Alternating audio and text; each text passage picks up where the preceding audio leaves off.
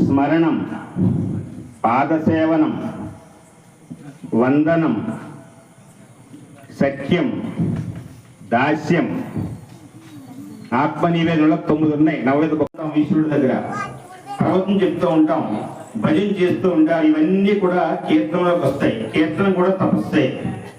అలాగే మనకి స్మరణం, నామాన్ని పట్టుకుని తరించిపోవచ్చండి.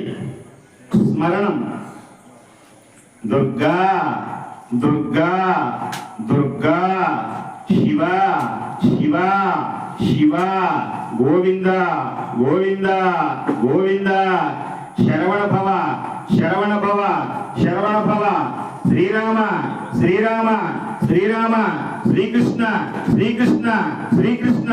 ఏ నామాన్ని పట్టుకున్న